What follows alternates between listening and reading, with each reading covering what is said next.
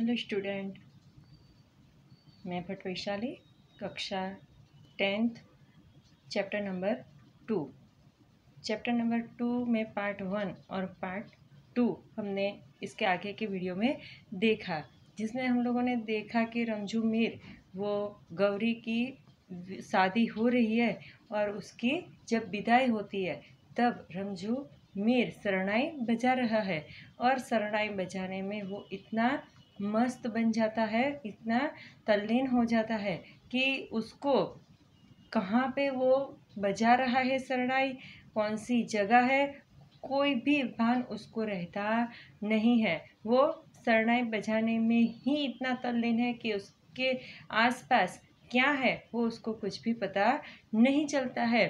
और जब वो तरसी वेवाई वो गुस्सा हो जाते हैं, क्योंकि उनको शाम होने से पहले अपने गांव सणोसरा पहुंचना था, है ना। इसके लिए वो गुस्सा हो जाता है। उनको ऐसा लगता है कि रंजू मीर वो दाद के पैसे लेने के लिए ये शरणाई एक ही जगह पे खड़ा होके बजा रहा है। ये सोच के तरसी वेवाई उसको बार बार दाद मतलब पैसा देते रहते हैं, परंतु क्या होता है कि रंजू मीर को तो वो जो दाद दे रहे हैं तरसी वेवाई उसका भी कोई उसको पता नहीं चल रहा है।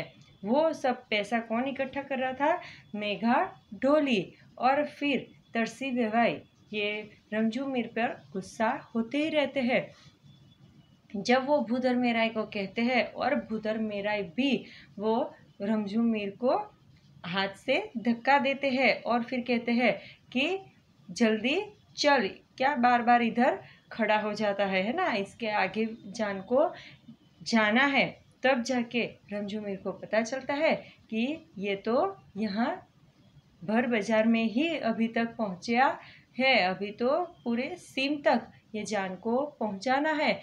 तब जाके वो आगे चलने लगता है। लेकिन उसके बाद क्या होता है कि वो जो शरणाई बजा रहा था और जो गौरी की विदाई हो रही थी उसमें उसको अपनी बेटी जो सकीना थी और सकीना की जब शादी की थी, उसकी जो विदाई की थी, वो पूरा सीन उसके आंखों के सामने आ जाता है और वो अपनी बेटी सकीना के ख्यालों में डूब जाता है। और देखते ही देखते वो सुर जो शरणाई के सुर थे वो एकदम से करुण रस में बदल जाते हैं, है ना।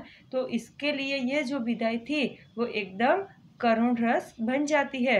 वो सुर जो शरणाई का निकल रहा था, खुशी का जो उन्माद के सुर थे, वो एकदम ही करुणता में बदल जाते हैं। और जो विदाई गीत गा रही थी स्त्रियां, वो भी अपने अपने जो सुर थे, अपने जो शब्द थे, वो उनके शब्दों में भी एकदम वेदना आ जाती है।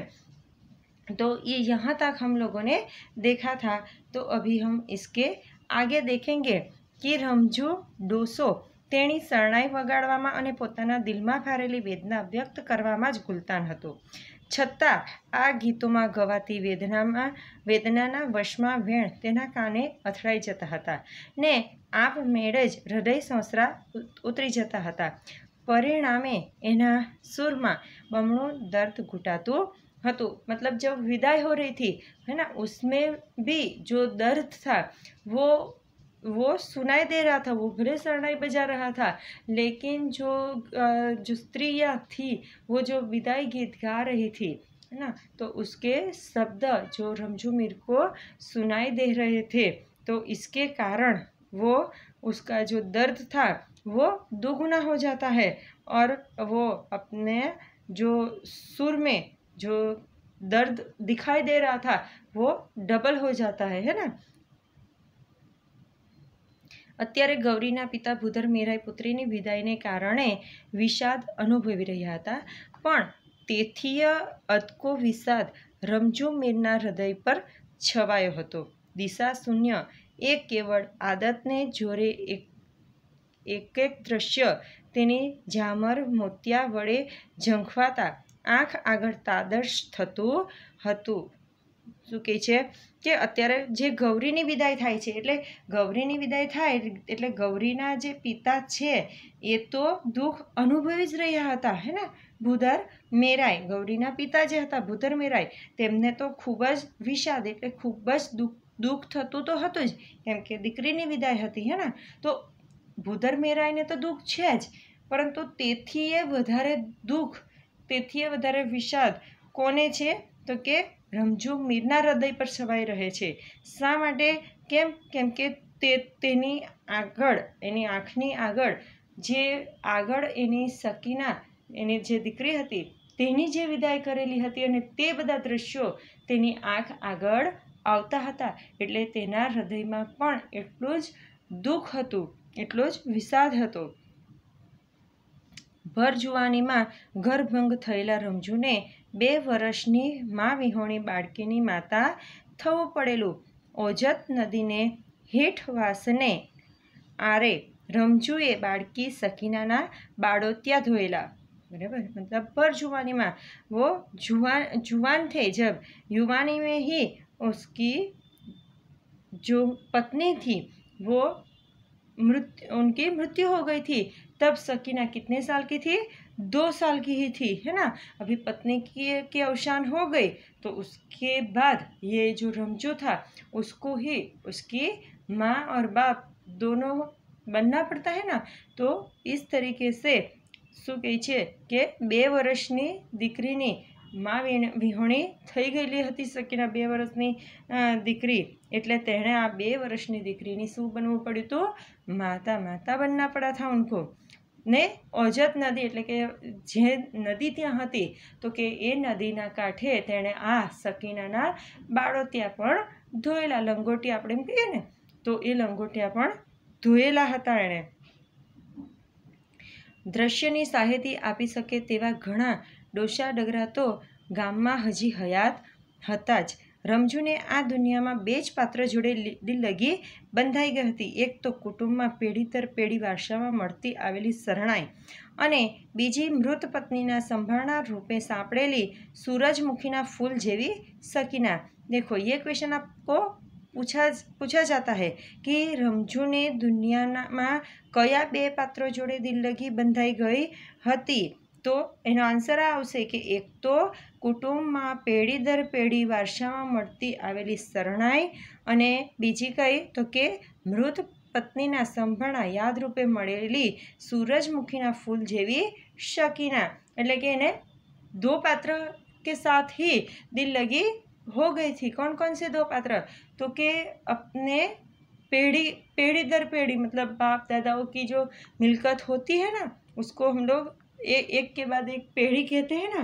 तो એ પેઢી દર પેઢી જે શરણાઈ મળી હતી, એટલે કે એમના પણ પપ્પા શું આ જ ધંધો કરતા હતા, શરણાઈ વગાડતા હતા. તો કે એની જ શરણાઈનો ધંધો એ અહીંયા રમઝુ મીરે સંભાળ્યો હતો. એટલે કે પેઢી દર પેઢી ચાલતી આવેલી શરણાઈ અને પોતાની મૃત પત્ની હતી તેની સંભારણા એટલે કે યાદ રૂપે મળેલી પુત્રી શકીના. તો કે આ 2 પાત્રો જોડે જ તેને દિલ્લગી બંધાઈ ગઈ હતી. તો કે આ જે બધા દ્રશ્યો જોનારા ડોસા ડગરા, એટલે કે જ્યારે રમઝુ મીર સકીના નાની હતી અને એના જે બાળોતિયા ધોયેલા, જે રીતે સકીનાને સાચવતો તે, એ બધું જ દ્રશ્યો નજરો જોનારા ડોસાઓ તો હજી ગામમાં હયાત હતા, એટલે કે હજુ બી હાજર છે એ લોકો. તેથી જ તેણે પોતાના દિલ દુનિયામાં ત્રીજા કોઈ પાત્રને પ્રવેશ કરવા નહોતો દીધો. કોમના માણસોએ ફરી નિકાહ પડવાનો બહુ આગ્રહ કરવા છતાં રમઝુ મીર પોતાના નિર્ણયમાં મક્કમ જ રહ્યો. શું કહે છે કે એને આ 2 પાત્રો જોડે જે દિલ્લગી બંધાયેલી હતી, એક તો સકીના અને બીજી શરણાઈ, એ 2 જ પાત્રોને પોતાના દિલમાં તેણે જગ્યા આપી હતી. એ સિવાય ત્રીજા કોઈ પણ પાત્રને તેણે પોતાની જિંદગીમાં પ્રવેશ કરવા દીધો નહીં. મતલબ युवानी में ही पत्नी मर गई तो अकेले पूरा सब संभालना पड़ेगा, ये सोच के सब कुटुंबीजनों ने भी उनको दूसरी शादी करने का प्रस्ताव रखा था. लेकिन रमझू किसी के साथ मतलब उसने निकाह नहीं किया। बहुत बहुत लोगों ने समझाया दूसरा विवाह करने के लिए, लेकिन वो नहीं किया। उसने બધાએ ઘણું બધું સમજાવ્યો, પરંતુ તેણે જે નિર્ણય કર્યો તેમાં એ મક્કમ જ રહ્યો. પોતાનો નિર્ણય તેણે બદલ્યો જ નહીં. રમજુએ સકીનાને સગી મા કરતાંય સવાયા હેતથી ઉછેરીને મોટી કરેલી. સકીનાના લાળ કોળ તો લોકવાયકા સમા થઈ પડેલા. માતા તેમજ પિતાના બેવડા વાત્સલ્ય રમજુ પુત્રીના લાલન પાલન કરતો હતો. પોતે કોઈ વાર સૂકો રોટલો ખાઈને ચલાવી લે, પણ પુત્રીને તો પકવાન જ જમાડે. પોતે ફાટ્યા તૂટ્યા કપડાં પર 100 ઠીંગણા મારે, પણ સકીનાને તો ફૂલ ફટાક બનાવીને જ બહાર કાઢે. ન માઈ પુત્રીને જરા પણ ઓછું ન આવે તેની તકેદારી રાખવા માટે રમજુ તેને અછોવાના કરતો. જુઓ શું કહે છે અહીંયા ગાડી, કે રમજુ કઈ રીતે એને રાખતો, તો કે પોતે બેવડા વાત્સલ્યથી, એટલે કે મા અને પિતાના બંનેના બેવડા એટલે બંનેના વાત્સલ્ય સાથે તે શકીનાને મોટી કરતો હતો ને એ રીતે એને સાચવતો હતો કે પોતે ગમે તેવું રૂકું સૂકું ખાઈ લે. 2 દિવસનો સૂકો રોટલો હોય ને તો પણ એ ખાઈ લે, પરંતુ સકીનાને કેવું ખવડાવે? સારું ભોજન, મિષ્ટાન જ એને ખવડાવે, સારું સારું ખાવાનું જ એને ખવડાવે. પોતે ફાટેલા તૂટેલા કપડાં પહેરે, એની પર ઠીંગણા મારીને, પરંતુ સકીનાને જ્યારે બહાર કાઢે છે ત્યારે એ શું કરે, તો કે એકદમ મસ્ત ફૂલ ફટાક તૈયાર કરીને, સરસ મજાના કપડાં પહેરાવીને તૈયાર કરીને જ સકીનાને બહાર કાઢતો હતો. પોતે એટલે કે ગમે એવી કરકસર કરી લે, પોતે બધું જ ચલાવી લે, જે વસ્તુ ન હોય એના વગર જ ચલાવી લે, પરંતુ સકીનાને એ ક્યારેય પણ કોઈ પણ વાતનું ઓછું આવવા દેતો હતો નહીં. સકીના કાખમાં બેસવા જેવડી હતી ત્યાં સુધી તો રમજુ તેને 24 કલાક પોતાની સાથે જ ફેરવતો. કોઈના પણ સામૈયામાં શરણાઈ વગાડવા જવાનું હોય તો પણ સકીના તેની કોખમાં જ બેઠી હોય, અથવા તો પિતાના ગળામાં હાથ પરોવી પીઠ પર બાજી પડી હોય.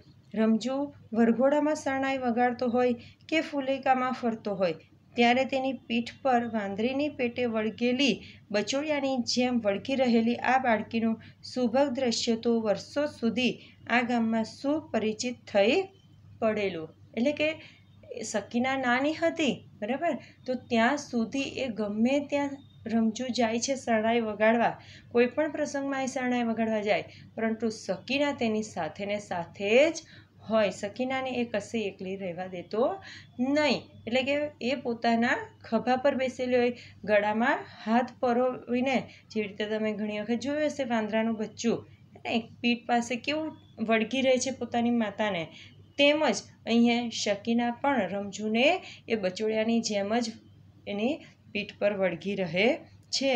અને આ રીતે એ ગામમાં દરેક લોકો આ વસ્તુ નજરો જોતા, એટલે કે વર્ષો સુધી આ એનું દ્રશ્ય એ સુપરિચિત, એટલે કે દરેક જણ જાણતા હતા.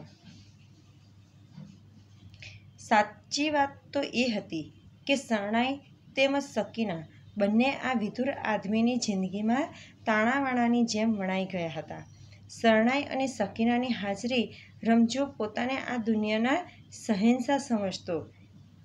આપણે જોઈએ તો કે ઘણીવાર લોકોને પૈસો હોય, ગાડી હોય, બંગલા હોય, બધું જ એની પાસે સુખ સાહેબી હોય, એટલે પોતે શહેનશાહની જેમ ફરે, હે ને, કે બધી સુખ સાહેબી છે, પોતે રાજા મહારાજા જેવો છે એમ તે માનતો હોય છે. પરંતુ અહીંયા રમજુ પોતાની પાસે 2 જ વસ્તુ હોય, શરણાઈ હોય અને શકીના હોય, એટલે કે પોતે શહેનશાહ છે એમ માનીને એ ફરતો હતો. ઘણીવાર રમતી સંધ્યાએ પોતાના કુબાના આંગણામાં બેઠો રમજુ કેવળ મોજ ખાતર શરણાઈમાંથી સૂર છેડતો, સકીનાને રીઝવતો. બાળકી ગેલમાં આવીને કાલું બોલવા લાગતી. તેના કાલા ઘેલા બોલમાં રમજુ મૃત પત્નીની પ્રેમ પ્રચુર વાણી સાંભળી રહેતો. બરાબર, એટલે શું કહે છે કે ઘણી વખત શરણાઈ એટલે કે શરણાઈ એ પ્રસંગોમાં તો વગાડતો જ હતો, પણ ક્યારેક ક્યારેક પોતાની ખુશી માટે પોતાને વિચાર આવતો હોય કોઈ પણ વસ્તુનો, આપણે જોઈએ તો કે આપણને ક્યારેક ક્યારેક સોંગ સાંભળવાની ઈચ્છા થાય, ક્યારેક ડાન્સ કરવાની ઈચ્છા થાય, ક્યારેક ગરબા સાંભળવાની ઈચ્છા થાય ને, તેમ અહીંયા રમજુ છે એને ક્યારેક ક્યારેક શરણાઈ વગાડવાની ઈચ્છા થઈ જતી હતી. એટલે કે પોતાના આનંદ માટે, ખુશી માટે એ પોતાના આંગણામાં ક્યારેક ક્યારેક શરણાઈ વગાડતો હતો. અને સકીના જે બોલતી હતી કાલા ઘેલા શબ્દોમાં, બરાબર, એની શરણાઈ સાંભળીને એ સકીના પણ ગેલમાં આવી જતી હતી અને કાલું કાલું બોલવા લાગતી હતી. તો કે એ આ કાલું કાલું જે બોલતી હતી સકીના, તેમાં તે પોતાની મૃત પત્નીની જે વાણી હતી, એટલે કે જે મૃત પત્નીના શબ્દો હતા, તેને જ એ સાંભળી લેતો હતો. આ રીતે શરણાઈ રમજુ માટે કેવળ રોટલો રડવાનું જ સાધન ન હતું. વિદેહી જીવન સંગાનીની સાથે સાનિધ્ય અનુભવવાનું, તેના જીવનબિન સાથે એક સૂર, એક તાલ, એક રસ બનવા જીવતું જાગતું વાદ્ય હતું. બરાબર, એટલે કે શરણાઈ એની જે હતી એ શરણાઈ માત્ર ને માત્ર પેટ રડવા માટે, પેટ પૂરું કરવા માટે, જીવન પૂરું કરવા માટે જ સાધન છે એવું નહોતું.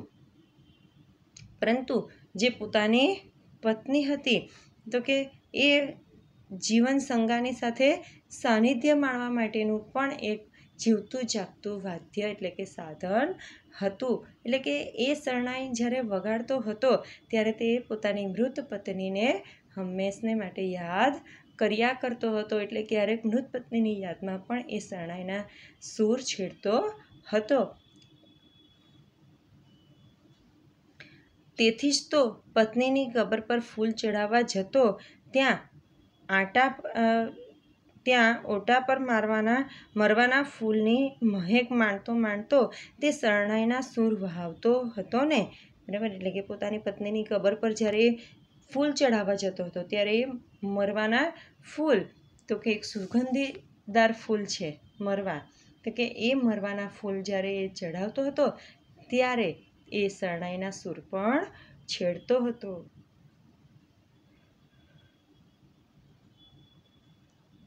રમજુની આ વિચિત્ર લાગતી ખાસિયત ગામ આખામાં ચર્ચાનો વિષય બની ચૂકેલી. વ્યવહાર ડાહ્યા લોકો આ ગરીબ માણસની આવી ધૂનને ગાનપણમાં ખપાવતા, પણ મનસ્વી મીરને આવા અભિપ્રાયોની ક્યાં પડી હતી? એ તો સપનાને સહારે જિંદગી વિતાવતો હતો ને શરણાઈ વડે એ સપના સાચા પાડતો હતો. શું કહે છે કે આવી રીતનું જે એ કરતો, કે પોતાની પત્નીની યાદમાં શરણાઈ વગાડ્યા જ કરતો, કબર પર જતો તોય શરણાઈ વગાડતો. તો કે એના જે બધા આવા વર્તન હતું એનું, તો એ બધું જોઈને લોકો એને ગાંડામાં ખપાવતા હતા કે આનું મગજ ચસકી ગયું લાગે છે. પરંતુ લોકો બોલે, લોકો સમજે, જે સમજે તે, એને એની કોઈ જ પડી હતી નહીં. એ તો શેના સહારે? તો કે શરણાઈના સહારે જ પોતાની જિંદગી જીવતો હતો ને એ સપના જે જોતો હતો એ સપના પણ એ શરણાઈના સૂર વડે જ પૂરા કરતો હતો. પાપણમાં પૂરાયેલા સુમધુર સ્વપ્ન સમી સકીનાને પણ રમજુને એક દિવસ સાસરે વળાવવી પડી હતી અને તે દિવસે તેણે પારાવાર દુઃખ અનુભવ્યું હતું. અત્યારે તેના પગલાં ગામ ઝાંપાની દિશામાં પડતા હતા, પણ તેના મનનું માંકડું તો અતીતની યાત્રાએ ઉપડી ગયું હતું. શું કહે છે કે જ્યારે સકીનાને એણે વળાવી, એટલે કે સકીનાને આવડી મોટી કરી અને પછી છેલ્લે એને ક્યાં સાસરે વળાવવાનો દિવસ આવી ગયો હતો. એટલે કે એક દિવસ એને સાસરે વળાવી પડી હતી. તો તે વખતે રમજુને ખૂબ જ દુઃખ થયું હતું. કેમ કે નાનપણથી એ રમજુએ એને મોટી કરી, બરાબર. તો કે એ દીકરી આજે જ્યારે સાસરે જાય ત્યારે સૌથી વધારે દુઃખ તો થાય જ, બરાબર. તો કે એ સૌથી વધારે મુશ્કેલ ઘડી હોય છે વિદાય દીકરીની.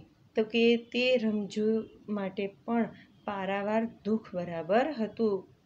ઘણું દુઃખ અહીંયા રમજુને થયું હતું અને કહે છે કે અત્યારે તેના પગલાં ગામ ઝાપાની દિશામાં પડતા હતા, એટલે કે અત્યારે જ્યારે ગૌરીની વિદાય થાય છે તે વખતે તેના જે પગલાં હતા એ ગામના ઝાપા બાજુ જાય છે, પરંતુ તેનું મન ક્યાં હતું?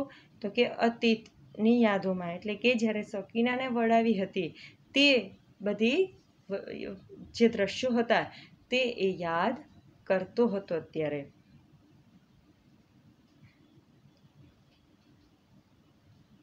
પ્રસંગોની પરક્રમમાં કરતું તે વારે વારે પુત્રી વિદાયના પ્રસંગ પર આવીને જ અટકતું હતું.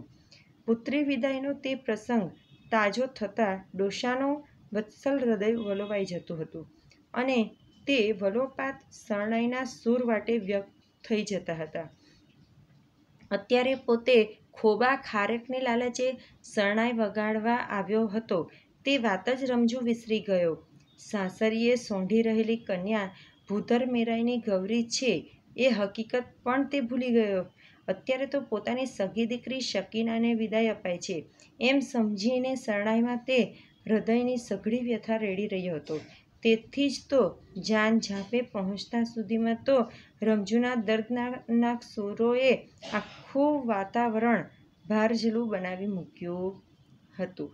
બરાબર. શું કહે છે કે અત્યારે આપણે જોઈએ તો કે વિદાય હતી ગૌરીની, પરંતુ અહીંયા ગાડી જે રમજુ હતો તો કે એ રમજુ પોતાના શરણાઈના સૂર વાટે પોતાના હૃદય વત્સલ જે હતું, પોતાના હૃદયની જે વેદના હતી તે આ સૂરની અંદર વ્યક્ત કરી રહ્યો હતો. પોતે અહીંયા ગાડી એક પૈસા માટે અહીંયા વગાડવા માટે આવ્યો છે શરણાઈ. બરાબર. આપણે શરણાઈવાળાને બોલાવીએ કે ઢોલીવાળાને બોલાવીએ કે ડીજેવાળાને બોલાવીએ, લગ્ન પ્રસંગમાં આપણે એને વગાડવા માટે બોલાવીએ એટલે એને પૈસા તો આપવા પડે ને. એટલે કે એની સાથે જે પૈસાનો વહીવટ કરવાનો હોય તે તો આપણે પહેલેથી નક્કી કરીએ તો જ આવે ને. તો અહીંયા ગાડી રમજુ પણ એવી રીતે કંઈક પૈસા લેવા માટે નક્કી જે કર્યા હોય એ પૈસા લેવા માટે આવ્યો છે. બરાબર. એ પૈસાના બદલામાં તે શરણાઈ વગાડવાની છે એણે. તો કે એ બધું જ શું કરે છે એ ભૂલી જાય છે કે પોતે થોડીક પૈસાની લાલચે શરણાઈ વગાડવા આવ્યો છે તે વાત એને ભૂલાઈ જાય છે. અહીંયા ગાડી ગૌરીની વિદાય થઈ રહેલી છે, ગૌરીના લગ્ન છે અને ગૌરીની વિદાય થઈ રહેલી છે એ વાત પણ એ ભૂલી જાય છે. એનું હૃદય તો ક્યાં અને એનું મન ક્યાં? તો કે જે પોતાની સગી દીકરી શકીનાને વિદાય અપાઈ હતી અને તે વખતે એને જે એના હૃદયમાં દુઃખ હતું તે જ દુઃખ અને તે જ વેદના અત્યારે એને એના શબ્દોમાં, એટલે કે એના શરણાઈના સૂરમાં દેખાઈ રહી છે. આનું કારણ એ હતું કે શકીનાનું સંભારણું રમજુ માટે જરાય સુખદ ન હતું. ડોસાના કાળજામાં વિસ્મરણની રાખ તળે શકીનાના નામનો ધગધગતો અંગારો ભરેલો પડ્યો હતો. આવે પ્રસંગે રાખનું આવરણ દૂર થતાં ડોસાની ભીતરમાં ભડાકા ઉઠતા. કારણ એ હતું કે શકીનાને સાસરીએ મોકલ્યા પછી 8મે દિવસે જ તેના ભેદી મૃત્યુના વાવડ આવેલા. શું કે જુઓ તો કે આ ક્વેશ્ચન તમને પૂછાઈ શકે છે કે શકીનાની મૃત્યુ ક્યારે થયેલી? તો કે જ્યારે શકીના સાસરે ગઈ અને તેના 8 દિવસ પછી જ તેના ભેદી મૃત્યુના સમાચાર આવી ગયા હતા. એટલે કે અહીંયા ગાડી આપણે રમજુની વેદના જે છે તે સમજી શકીએ છીએ. બરાબર. કે શકીનાને તેણે સાસરે વળાવી અને સાસરે ગયા પછી માત્ર ને માત્ર 8 જ દિવસમાં શકીનાનું મૃત્યુ થઈ ગયેલું હતું. એટલે એના હૃદયમાં જે અંગારો ભરેલો હતો, જે દુઃખ એના હૃદયમાં જે વ્યથા હતી તે જ આજે વ્યથા બહાર કાઢી રહ્યો હતો શરણાઈ વડે. રમજુ પણ ઉકેલી શક્યો નહીં એ મૃત્યુનો, જે શકીનાનો મૃત્યુ થયું તે મૃત્યુ કઈ રીતે થયું તેનો ભેદ જે હતો એ રમજુ હજુ સુધી ઉકેલી શક્યો ન હતો.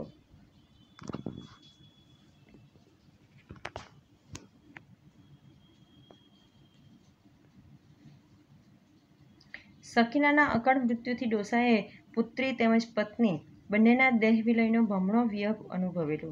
દિવસો સુધી તો એ અવાક થઈ ગયેલો. તેની ચિત્તભ્રમ જેવી દશા જોઈને લોકો કહેતા કે ડોસાની તો ડાગડી ચસકી ગઈ છે. શું કહે છે કે પહેલાં પત્ની મૃત્યુ પામી, પછી પોતાની દીકરી સકીના, એટલે કે પત્ની અને દીકરી બંનેનું જે મૃત્યુ થયેલું તેના કારણે એનું દિમાગ કશું જ કામ કરતું ન હતું અને એ પેલું ગાંડા જેવો થઈ ગયો હતો. એટલે કે માણસને જ્યારે આટલો બધો આઘાત લાગે તો આઘાત લાગે છે ને એટલા કારણે તેનું દિમાગ કશું કામ કરતું નહીં હતું, એટલે કે અવનવી વૃત્તિ કરતો હતો. એટલે અહીંયા ગાડી જે ગામ લોકો હતા તે ગામ લોકો એમ વિચારતા કે આ ગાંડો થઈ ગયો છે, આની ડાગડી ચસકી ગઈ છે, પાગલ થઈ ગયો છે, બરાબર, એમ સમજીને ગામ લોકો તેને પાગલમાં ખપાવી દેતા હતા. તેથી જ તો પાદરમાં પહોંચ્યા પછી રમજુએ શરણાઈની તાન ઉપર આમથી તેમ ચાલવા માંડ્યું. ત્યારે લોકોએ તેને ગાંડામાં ગણી કાઢ્યો ને, બરાબર, કે જ્યારે પાદર પર પહોંચ્યો, જ્યારે ગૌરીની વિદાય વખતે પાદર પહોંચ્યા ત્યારે પણ તે શરણાઈની તાનમાં આમથી તેમ તેમથી આમ ડોલવા લાગ્યો અને એટલે લોકોએ એને ગાંડામાં જ ખપાવી દીધો કે આ તો ગાંડો જ છે ને ગાંડો જ થઈ ગયો પાછો. પીપળા હેઠે ગાડું થોભ્યું. ગૌરીને સરખી સમોવડી સહિયરો એક પછી એક વિદાય આપવા આવી. સહુ બેનપણીઓ ગૌરીની નજીક જઈ ગોઠિયણના કાનમાં ધીમી ગોષ્ઠી કરીને આંસુભરી આંખે પાછી આવતી હતી. શું કહે છે કે અહીંયા પાદર આવી ગયું અને પાદર ઉપર આ ગૌરી પોતાની સહિયર સખીઓને મળે છે અને સખીઓ એક પછી એક ગૌરી પાસે આવે છે અને એ સખીના કાનમાં ધીમી ગોષ્ઠી, એટલે કે કંઈક ને કંઈક ધીમા અવાજે આંસુભરી આંખે પાછી આવે છે. ધીમા અવાજે એને કંઈક કહે છે, હે ને, પેલું સુહાગણનું કંઈક કહેવું પડે કાનની અંદર સૌભાગ્યવતી રહેવા માટે, કે એને કંઈક શિખામણ આપવી પડે. તો કે આ સખીઓ કહેતી જાય અને આંસુભરી આંખે પાછી આવતી જાય છે. ઘરચોળાના ઘૂંઘટાની આડશે રડી રડીને ગૌરીની આંખો લાલ હિંગોળા જેવી થઈ ગઈ હતી. એ તો અત્યારે જ ખબર પડી. હિબકતી પુત્રીને જોઈને માતાનું હૃદય હાથ ન રહ્યું. સાથે આવેલી ટબોળીમાંથી ગૌરીને 2 ઘૂંટડા પાણી પાઈને તેઓ કોચવાતા હૃદયે દૂર ચાલ્યા ગયા. પણ તેમની પાંપણ પર આવીને અટકેલા આંસુ રમજુની નજર બહાર નહોતા રહ્યા. લાગણીના આવેશમાં માતા જે ભાવ વાચા દ્વારા વ્યક્ત નહોતી કરી શકતી તેની અભિવ્યક્તિ રમજુ પોતાના સૂર વાટે કરી રહ્યો હતો, બરાબર. એટલે કે ગૌરીની વિદાય છે. હવે ગૌરી અત્યારે ખૂબ રડી રડીને તેની એકદમ લાલચોળ આંખ બની ગઈ છે અને તે પણ આ ગૌરીની જે માતા છે તે જોઈ શકતા ન હતા. એટલે કે ગૌરીને એ 2 ઘૂંટ પાણી પીવડાવે છે અને 2 ઘૂંટ પાણી પીવડાવતા પાછા દૂર ચાલ્યા જાય છે અને તેમની આંખમાંથી આંસુ વહી રહ્યા છે. હવે દીકરીની વિદાય હોય એટલે માતા પિતાના આંસુ ઝાલ્યાય રહેતા નથી. તો કે એ પોતાના શબ્દો દ્વારા કંઈ નથી કહી શકતા, ના, હૃદયમાં તો ખૂબ દુઃખ છે જ, પણ દીકરીની વિદાય તો કરવી જ પડે એટલે એ કશું બોલી નથી શકતા. પરંતુ એમના હૃદયની જે વેદના છે, જે દુઃખ છે, તે રમજુ બરાબર સમજી જાય છે અને તે જ વેદના, તે જ દુઃખ એ પોતાના સૂર દ્વારા વ્યક્ત કરી રહે છે, બરાબર. એટલે કે એ પોતાના સૂરમાં પોતે જે દીકરીની વિદાય કરી હતી તે વેદના તો છે જ, એટલે કે એ વેદના તેના સૂરમાં બરાબર દેખાઈ આવે છે. તો આ રીતે અહીંયા ગૌરીની વિદાય થઈ રહેલી છે અને એ વિદાયમાં સૌ એકદમ શોકાતુર બની જાય છે. તો विद्यार्थी मित्रों, आज हमने ये पार्ट 3 उसमें ये देखा कि गौरी की विदाई के समय रमजू की क्या हालत हो रही है, किस तरीके से उसने सकीना को संभाला था, किस तरीके से सकीना की शादी की और उसकी विदाई के बाद, उसकी शादी के बाद कैसे 8 ही दिनों में सकीना की मृत्यु हो गई और इसके कारण ये रमजू था वो एकदम पागल जैसा बन जाता है और लोग उसको पागल में गिनने लगते हैं। ये तो यहाँ तक हमने जो पाठ पढ़ा है, यहाँ तक आपको शांति से पढ़ना है। इसके बाद थोड़ा पाठ और बाकी है, वो हम इसके आगे वाले वीडियो में देखेंगे। अब आप यहाँ तक हम पढ़ते हैं, इसके आगे मिलेंगे। अस्तु, जय हिंद।